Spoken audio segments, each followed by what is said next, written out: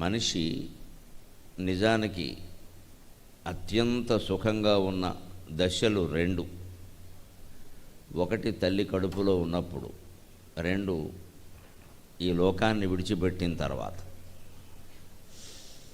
ఈ లోకంలో ఉన్నంతకాలం మనిషి సుఖంగా ఉండే అవకాశం లేదు. ఇప్పుడు కాదు, పూర్వము లేదు. మనం ఏదో కృతయుగం, ఆ యుగం, ఈ యుగం అని అనుకుంటాం, కానీ పురాణాలు చదవక అసలు రాక్షసులు కలియుగంలో కంటే కృతయుగంలోనే ఎక్కువ. భగవంతుడు ఎత్తిన అవతారాలు కూడా ఎక్కువ భాగం కృతయుగంలోనే ఉన్నాయి. కలియుగంలో ఇంకా ఎత్తలేదు అసలు అవతారం. అంటే అంత అవసరం ఇంకా రాలేదనే అర్థం. కృతయుగంలో 4-5 అవతారాలు ఎత్తాడు. మత్స్య, కూర్మ, వరాహ, నరసింహ అవతారాలన్నీ కృతయుగంలోవే. అంటే ఏ యుగము గొప్పగా ఏమీ లేదు. ఏదో మనం అనుకుంటూ ఉంటాం సాధారణంగా, మేరే ప్యారే బచ్పన్ అని, ప్రతివాడు నా బాల్యం చాలా గొప్పది, నా బాల్యం గొప్పదాడు. బాలుడెవడో ఆ మాట అంట, విచిత్రం. యువకుడు అంటాడు ఈ మాట. బాలుడిని ఎవడైనా నా బాల్యం గొప్పదనమ్మనండి, వాడు అనడు నేను యువకుడిని అవ్వాలి, క్రికెట్ ఆడాలి, అది చేయాలి, సినిమా హీరో అవ్వాలంటాడు. వాడికి బాల్యం సుఖంగా లేదు. అలాగే యువకుడికి యవ్వనం సుఖంగా లేదు, వృద్ధుడికి వార్ధక్యం సుఖంగా లేదు. మొత్తం మీద జీవితంలో ఎందుకు దుఃఖపడుతున్నామంటే మనం ఉన్న అవస్థలో సుఖంగా ఉండలేకపోతున్నాం, అందుకని దుఃఖపడుతున్నాం. ఇంకోటి ఏదో అవస్థ, రాబోయే అవస్థ లేదా గడిచిపోయిన అవస్థ గొప్పది అనుకుంటున్నాం. అవి అంతే. దానికి కారణం ఏమిటంటే ఆలోచనకి మూలమైన మనస్సు. ఆ మనస్సు ఎటుపోతుందో తెలియదు. కళాశాల ఇంజనీరింగ్ కళాశాల కాబట్టి వైజ్ఞానికమైన విషయం కూడా చెబుతాను. మనస్సు పరిపరి విధాలు ఆలోచిస్తుంది. ఎప్పుడు ఎలా ఆలోచిస్తుందో కూడా తెలియదు. కారణం, సృష్టి అంతా అణువుల మించి ఏర్పడిందని చెప్పారు శాస్త్రజ్ఞులు. అణువులకు మూలం ఏమిటంటే పరమాణువులు అన్నారు. పరమాణు కేంద్రకంలో ప్రోటాన్లు ఉంటాయి, న్యూట్రాన్లు కూడా ఉంటాయి, ఎలక్ట్రాన్లు దాని చుట్టూ తిరుగుతూ ఉంటాయి. పరమాణు కేంద్రకంలో ప్రోటాన్లు ఉంటాయి, న్యూట్రాన్లు కూడా ఉంటాయి, ఎలక్ట్రాన్లు మాత్రం వాటి చుట్టూ తిరుగుతూ ఉంటాయి. ప్రోటాన్లు పాజిటివ్లీ ఛార్జ్డ్ పార్టికల్స్, అది పాజిటివ్, అనుకూలంగానే ఉంటుంది. న్యూట్రల్ సరే ఇబ్బంది లేదు, ఎలాగో న్యూట్రలే, గోడ మీద బిల్లి అటు ఇటు, అది దాంతో ప్రమాదం లేదు. ఎటు వచ్చి ఇబ్బంది ఏమిటంటే ఈ ఎలక్ట్రాన్స్, ఇవి నెగిటివ్లీ ఛార్జ్డ్ పార్టికల్స్, ఇవి తిరుగుతూ ఉంటాయి. ఐన్స్టీన్ అంటే ఇంకా ముందే శాస్త్రజ్ఞులు కనిపెట్టిన గొప్ప విషయం ఏమిటంటే, ఐన్స్టీన్ తర్వాత కూడా ఈ ఎలక్ట్రాన్లు ఎలా తిరుగుతాయి, హైజెన్బర్గ్ చెప్పినటువంటి మాట. అది ఎలక్ట్రాన్లు ఎలా సంచరిస్తాయంటే ఏం చెప్పలేమన్నాడు. ఆయనకి అది ఎలా తోచింది అంటే దాని గురించి బుర్రబదలు కొట్టుకుంటే తోచలేదు, కానీ విసుకొచ్చి పొద్దున్నే సముద్ర తీరానికి వెళ్ళి తిరుగుతున్నాడు. అప్పుడు టక్కమని వచ్చింది ఐడియా. ఆ ఐడియా, ఆలోచన ఎప్పుడు వస్తుందో చెప్పలేము. శాస్త్రవేత్తకైనా, ఋషికైనా, కవికైనా, ఎవరికైనా. కవి వెంటనే పద్యం అల్లుతాడు, శాస్త్రవేత్త ఓ ప్రయోగం చేసి నిర్ధారణ చేస్తాడు. ఆయనకి వెంటనే అనిపించింది ఎలక్ట్రాన్లు అనిశ్చితమైనటువంటి పద్ధతిలో ఉంటాయి. అందుకే ఆయన అజ్ఞేయవాదం అని సిద్ధాంతం పుట్టించాడు. అజ్ఞేయవాదం, సృష్టికి మూలం ఏమిటంటే అజ్ఞేయం, మనకు తెలియదు, చెప్పలేం, ఎవరూ చెప్పలేం. ఎందుకు ఈ అజ్ఞేయం ఉంది అంటే, ఈ ఎలక్ట్రాన్లు అనేవి పరమాణు కేంద్రకంలో ప్రోటాన్ల చుట్టూ తిరిగేవి. ఎటు తిరుగుతాయో తెలియదు, ఏమవుతాయో తెలియదు, ఎలా వస్తాయో తెలియదు, వాటి మార్గం ఎవరూ నిర్ధారించలేరు. అక్కడి నుంచి మన మనస్సు కూడా, మొత్తం సృష్టి అంతా ఈ పరమాణువుల నుంచి ఏర్పడింది కాబట్టి మన మనస్సు కూడా వాటి నుంచి ఏర్పడింది కాబట్టి ఈ ఎలక్ట్రాన్ల యొక్క గమనం అర్థం కానంటే మన ఆలోచనల గమనం కూడా అర్థం కాదు. భౌతికతకి ఆధ్యాత్మికతకి సంబంధం అవినాభావం, అది ఎవ్వరూ విడదీయలేరు. అందుకని నేను దేవుణ్ణి నమ్ముతాను కాబట్టి నేను సైన్సును నమ్మను, నేను సైన్సును నమ్ముతాను కాబట్టి నేను దేవుణ్ణి నమ్మను అంటే వీరిద్దరూ కూడా ఉభయభ్రష్టులే. దేవుణ్ణి నమ్మినవాడే సైన్సును కూడా నమ్మాలి. దేవుడు అనేదే సైన్స్ కూడా ఒక దైవమే. వాస్తవ ప్రపంచాన్ని మనకు కనిపింపజేసేటువంటి శాస్త్రం దైవం కాకపోతే ఏమవుతుంది? ఇంత స్పష్టంగా ఎలా తెలుస్తుంది? మా బోటికాళ్ళకి, ఆధ్యాత్మికవేత్తలకు కూడా ఈ విషయాలు తెలుస్తున్నాయంటే పుస్తకాల్లో, పత్రికల్లో చదవబట్టే కదా. ఆ ఎలక్ట్రాన్ల గమనాన్ని కనుక ఎవరైనా నిర్దేశించగలిగితే మనస్సును కూడా నిర్దేశిస్తారు. అంచేది ఎలక్ట్రాన్ల గమనంతో పని లేకుండా పరమాణు కేంద్రకంలో ఉండే ప్రోటాన్ల మీదే దృష్టి ఉంటే పాజిటివ్గానే ఉంటుంది అంతా. మనం కూడా మనస్సును నియంత్రించాలంటే అది ఆలోచిస్తున్నటువంటి ఆలోచనల్ని పట్టించుకోకుండా సెంటర్ పాయింట్, ఆ మనస్సు ఆలోచన ఎక్కడి నుంచి వస్తుందో దాని కేంద్రకాన్ని చూడాలి. అలా చూస్తూ ఉంటే ఆలోచనలే ఆగిపోతాయి. దాన్నే చిత్తశుద్ధి అంటారు. అప్పుడు భగవద్ దర్శనం అవుతుంది. అదే నువ్వు, అదే నేను. ఇందాక ఆచార్యులు గారు చెప్పినట్టుగా సబ్రహ్మ శివస్సహరిశ్చేంద్ర సో అక్షర పరమస్వరాట్. అదే బ్రహ్మ, అదే విష్ణువు, అదే ఇంద్రుడు, అదే అక్షరము, అదే స్వరాట్. తత్వమసి అహం బ్రహ్మాస్మి. నువ్వు అదే, నేను అదే. అందుకని ఆలోచనల్ని గమనిస్తూ లోపల నేను అనేది ఎక్కడ స్ఫురిస్తోందో ఆ స్ఫురణని అంటిపెట్టుకుని ఉండడమే ధ్యానం. ఆ స్ఫురణను అంటిపెట్టుకుని ఉన్నంతకాలం మనం ముక్త స్థితిలోనే ఉంటాం. దాని నుంచి బయటకు వచ్చామంటే బద్ధులమైపోతాం, అనుమానమేలా. అందుకని లోకం ఇంత భయంకరంగా ఉంది మనకి. ఎందుకంటే ఎవరి మనస్సు వారిది, ఎవరి ఆలోచనలు వారివి, ఎవరి స్వార్థాలు వారివి.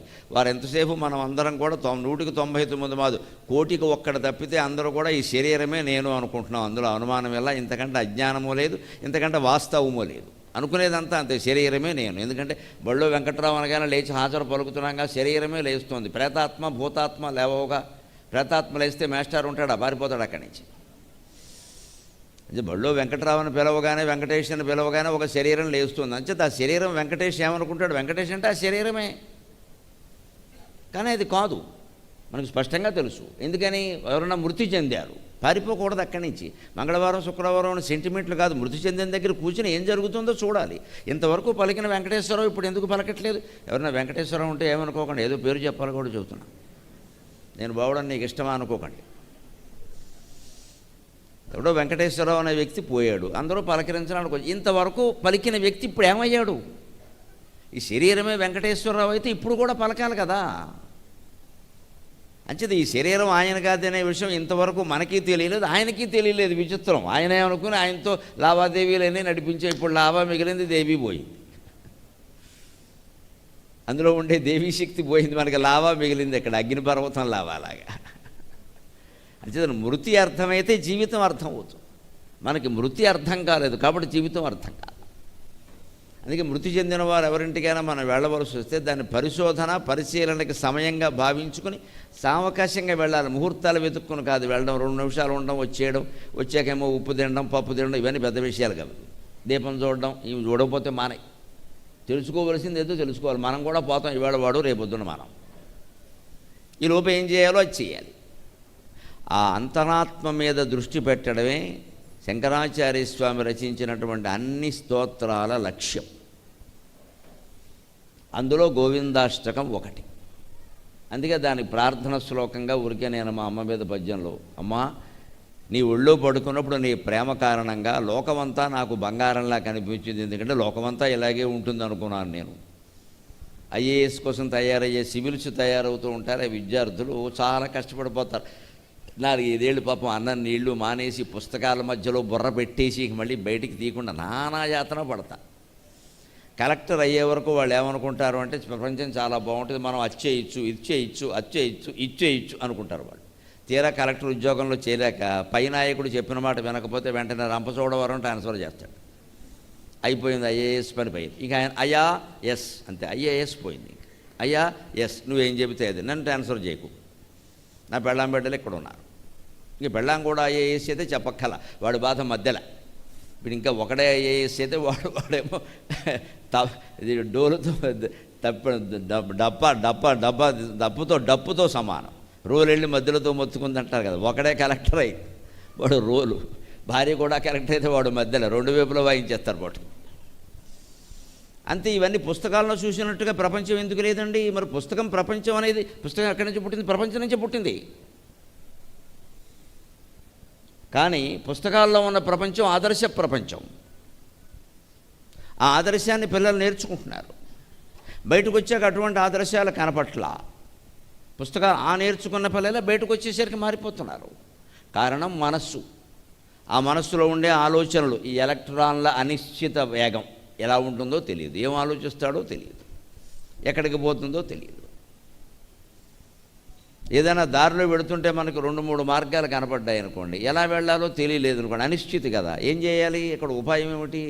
10 నిమిషాలు కూర్చోవాలి అక్కడికేం సింహాలు పుళ్ళు రాకుండా ఉంటే ఓ 10 నిమిషాలు కూర్చొని ఎవడో ఒకడు వస్తాడు అక్కడికి, అది జంక్షన్ కదా, వస్తాడు. బాబు ఫలానా ఊరు వెళ్ళాలయ్యా, గుడ్లబల్లేరులాగా ఎలాగా అంటే ఇది 3 దారులు పెడతాయండి, కొంచెం ఇలా పెడితే మీరు తొందరగా పెడతారు, ఇలా పెడితేనేమో మెయిన్ రోడ్ అండి సుఖంగా పెడతారు, ఏదో చెప్తాడు ఆయన తెలుసున్నది. అంతే కాసేపు ఆగితే విషయం అర్థమైంది కదా.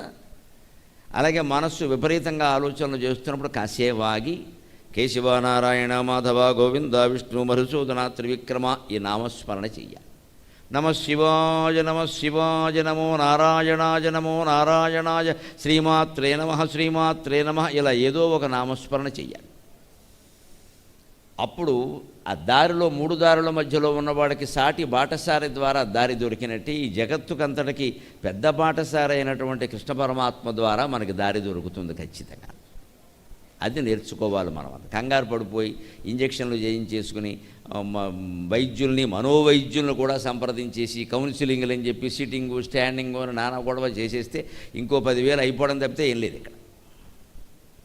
నువ్వు ప్రశాంతంగా కూర్చో, నీ సమస్య నీకు అర్థమైనట్టుగా ప్రపంచంలో ఎవరికీ అర్థం కాదు అసలు విషయం అది. ఎవరి సమస్య వారికి అర్థమైనట్టుగా ఇంకెవరికీ అర్థం కాదండి అది. అంటే వారే తేల్చుకోవాలి దాన్ని. అలా తేల్చుకోలేక అనేక రకాల భావోద్వేగాలకు లోనవడం వల్ల మనమే చేస్తే హత్య, చేసుకుంటే ఆత్మహత్య అన్న స్థితికి తయారయ్యాం. ముఖ్యంగా యువతరం ఎంత ఆందోళనలో ఉన్నారో అందరికీ తెలుసు. ప్రతిరోజు కనీసం 4 ఇంజనీరింగ్ విద్యార్థులు, ఐఐటి విద్యార్థుల ఆత్మహత్యలు పేపర్లో వస్తున్నాయి. 4 ఇంజనీరింగ్ ఐఐటీలే, మళ్ళీ మామూలు వాళ్ళు కాదు, ఏదో ప్రాథమిక పాఠశాల కాదు, డిగ్రీలు కాదు, మామూలుగా చదువులేని వాడు కాదు, ఐఐటి వాళ్ళే. ఒక్క రాజస్థాన్లో ఉన్న ఒక కోచింగ్ సెంటర్లోనే శుభ్రంగా నెలకి 2 పున్నమ్మకొకడు అమావాస్యకొకడు గోవింద గోవింద. ఇప్పటికే మన అజ్ఞానం ఎలా ఉందంటే ఆత్మహత్యలు ఆపడానికి వారు చేస్తున్న ప్రయత్నం ఏమిటంటే హాస్టల్స్ ముందు ఇలా వలలు పెట్టారు, ఎవడైనా దూకితే కింద పడకుండా. ఎంత విచిత్రమైన విషయమో ఇది. వలలు పెట్టారు, పెద్ద పెద్ద జాలీలు పడకుండా. పైగా సీలింగ్ ఫ్యాన్కి ఉరేసుకుంటున్నాడని సీలింగ్ ఫ్యాన్లు తీసేశారు. సీలింగ్ ఫ్యాన్ తీసేస్తే టేబుల్ ఫ్యాన్కి వేసుకుంటాడు. అసలు ఎందుకు వేసుకుంటున్నాడో గమనించాలి. కానీ నువ్వు ఫీలింగ్ తీసేటప్పుడు వెనక ఎవడో ఒక అమ్మాయిని ప్రేమించట, ఆ అమ్మాయికి వేరే ఎవరితోనో పెళ్ళయింది. ప్రేమ పెళ్ళిళ్ళు అలాగే ఉంటాయి. అవుతుంటే వీడికి ఇష్టం లేదు, పెళ్ళి ఆపుదాం అని చూసి పురోహితుడిని అడిగట్టే, ఏమంటే పెళ్ళిలో ముఖ్యమైనవి ఏమిటండి అన్నట్ట. మంగళసూత్రాలు కడతారు, మరి జీలకర్ర బెల్లం పెడతారు, ఇంకోటి ఉందాయా సన్నికళ్ళ మీద కాలి తొక్కిస్తారు అన్నట్ట. సన్నికల్లు అంటే పొత్రం, దాంట్లో నూరుతారు కదా, ఆయుర్వేద వైద్యుల దగ్గర ఉంటుంది, ఇప్పుడు ఇళ్లలో కనపట్ల. సన్నికల్లో కలవం అంటారు, దాంట్లో వేసేలా నూరుతారు, దాని మీద కాలు పెట్టి తొక్కిస్తారు. అబ్బాయి కాలు పెట్టి అమ్మాయి చేతి తొక్కిస్తారు, అమ్మాయి కాలు పెట్టి అబ్బాయి చేతి తొక్కిస్తారు. తర్వాత తొక్కిసలాటలో చచ్చిపోకండి అని చెప్పడానికి. అంతకంటే పెళ్ళి అంటే తొక్కిసలాటే కదా, ఇప్పటి నుంచి తొక్కడం అలవాటైతే తర్వాత సుఖంగా ఉంటాం. తొక్కిస్తారు. అందుకని సన్నికలు కూడా ఉందంటే వీడికి ఏమనిపించింది, మంగళసూత్రం మనం ఎక్కడ ఆపుతాం, పెళ్ళి ఆపాలని వీడి ఉద్దేశం. మంగళసూత్రం ఎత్తుకుపోతే ఆగుతుంది, మనకెక్కడ దొరుకుతుంది. అది చాలా జాగ్రత్తగా పెడతారు పురోహితుల దగ్గర, కన్యాదాత దగ్గర 100 మంది కళ్ళు చూస్తూ ఉంటాయి. పైగా బంగారం పోలీసులు పట్టుకుంటారు. ఇప్పుడు మనకు కావాల్సింది పెళ్ళి ఆపడం కదా. జీలకర్ర బెల్లం ఆపలేడు, కుదరదు. అందుకని సన్నికల్లోటి దొరికింది. ఆ దొడ్లో ఉండే సన్నికలు పట్టుకుపోయాడు. సన్నికలు దాస్తే పెళ్ళి ఆగుతుందా అని చెప్తారు. సన్నికలు దాస్తే ముంతకాల్లో పెట్టి తొక్కించేస్తారు. అక్కడ ఏదో ఒకటి దాపుతారు దాని గురించి. అలాగా ఆత్మహత్యలను ఆపాలి అంటే మూల కారణం ఏమిటో కనుక్కోవాలి. కానీ ఫ్యాన్లు తీసేసి టేబుల్ ఫ్యాన్లు పెట్టి గదికోకుండా కాపలా పెట్టి అదే హాస్టల్స్ చుట్టూ ఇలా వలలవి పెట్టి దీనివల్ల అవదండి. అది ఆ ఫ్రస్ట్రేషన్, ఆ ఆందోళన ఎందుకుంది అసలు? వాడి మనస్సు ఎలా ఆలోచిస్తుందో వాడికే తెలియడల్లా. అంటే ఈ శాస్త్రం చెప్పేటువంటి ఉపాధ్యాయుడు ఎలక్ట్రాన్ల గమనాన్ని గురించి చెప్పినప్పుడు ఆలోచనల గమనం గురించి చెప్పలేదు. దానికి సంబంధం లేదు. తోటకూరే పులుసే, తోటకూర పులుసుని పెడుతూ ఉంటారు ఇంట్లో. నా ఇంట్లో సరిగ్గా లేకపోతే నేను అంటాను సంఘటిత పులుస అసంఘటిత పులుస అంటాను. సంఘటిత పులుసు అంటే తోటకూర పులుసు 2 కలుస్తాయి, బాగుంటాయి. అసంఘటితం అంటే తోటకూరే పక్కకి వెళ్ళిపోయింది, పులుసే పక్కకి వెళ్ళింది. ఇంకేం తింటావు ఇక్కడ? తోటకూర అందులో పులుసులో కలవాలంటే పిండి అని ఓ పదార్థం ఉంటుంది, అది కాస్త కలపాలి జాగ్రత్తగా. అంతే కదా మరి. లేదా తోటకూర పులుసు ఎందుకు? తోటకూర ఈ పక్కకి వెళ్ళింది, పులుసు ఆ పక్కకి వెళ్ళింది, ఏం పోసుకుంటావు? ఒట్టి నీళ్ళు. జీవితం అంటే తోటకూర పులుసులా ఉండాలి, కానీ తోటకూర వేరే పులుసు వేరే అన్నట్టుగా ఉండకూడదు. కాలేజీలో చదువుకునే విజ్ఞానం, తర్వాత కాపురంలో ఉండే అజ్ఞానం 2 కలపాలి. దానికి సమన్వయం ఉండాలి. ఆ సమన్వయం మనకి శంకరాచార్య స్వామి తన స్తోత్రాల్లో చేశారు. అందుకని ఈ ఆత్మహత్యల్ని ఆపాలన్నా పుట్టింది మొదలు చనిపోయే వరకు ఇంత అన్ని దశల్లోనూ ఆందోళనాత్మకమైన జీవితాన్ని మనం అర్థం చేసుకోవాలన్నా దేవతా స్తోత్రాలు చదవాలి. ఆయన రాసినటువంటి స్తోత్రాలు 153 రచనలు ఉన్నాయి. మొత్తం రచనలు 153, అందులో 72 స్తోత్రాలే. అందులోనే ఆయన పేరు శంకరాచార్య, కానీ అందులో 72 స్తోత్రాల్లో 60 వరకు ఆయన విష్ణుమూర్తి మీద రాశారు. ఆ భేదం ఏమీ లేదు, ఆయన అద్వైతం, దేవతలందరూ ఒకటే. 57 ప్రకరణ గ్రంథాలు రాశారు, 24 భాష్యాలు రాశారు. విష్ణు సహస్ర భాష్యం, భగవద్గీత భాష్యం, బ్రహ్మసూత్ర భాష్యం, ఉపనిషద్ భాష్యం లాంటివి 24. అవి పండితులకు అర్థమవుతే మామూలు వాళ్ళకు కొంచెం కష్టం, జాగ్రత్త చదవాలి. అవి అర్థం కావడం కోసం మళ్ళీ ప్రకరణ గ్రంథాలు రాశారు. దాంట్లో ఉండే టెర్మినాలజీ ఉంటుంది, పరజాలం, దానికి అర్థాలు వివరణలు ప్రకరణ గ్రంథాల్లో ఉంటాయి.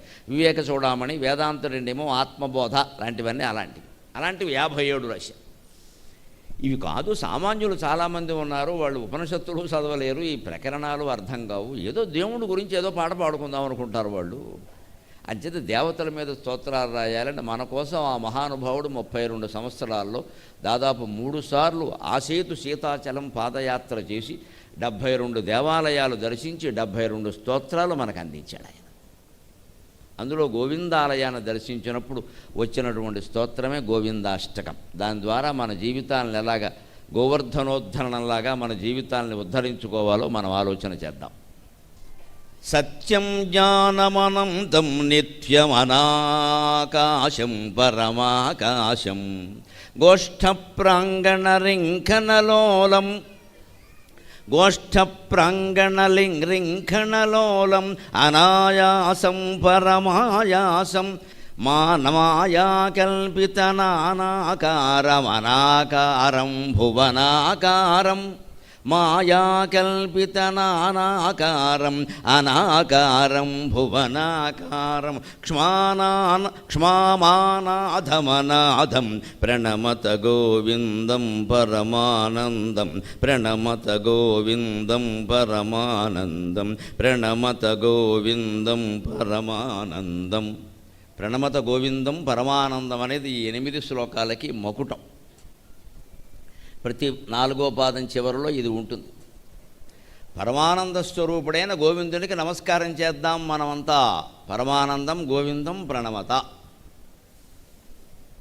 ఆ నమస్కారం అనే మాట గమనిస్తే చాలా అర్థమవుతుంది మనకి. నమః సంస్కృతం ఏమాత్రం తెలిసినా అర్థమవుతుంది. ఇంటర్మీడియట్ సంస్కృతంలో 98 మార్కులు వస్తాయి, శబ్దాలు మాత్రం రావు. మార్కులు మాత్రం వస్తాయి అందరికీ. ప్రతివాడికి 98, మాస్టర్కి తప్పితే అందరికీ 98. ఈ మాస్టర్కి ఆయన లేదా ఆవిడ చదువుకున్నప్పుడు అన్ని మార్కులు రాలా, వీళ్ళు 47 మార్కులతో పాస్ అయ్యారు వీళ్ళు, కానీ వచ్చేస్తాయి. అదే శ్రద్ధ లేకపోవడం, శ్రద్ధ ఉండడం అంటే తేడా. నమః, భగవంతుడికి నమస్కారం చేస్తే నమః అంటాం కదా, దాన్ని తిరగేయండి మనః. అంచేత మనఃపూర్వకంగా చేసేదే నమస్కారం, లేకపోతే నమస్కారం దండగా. నమః తిరగేస్తే మనః. పైగా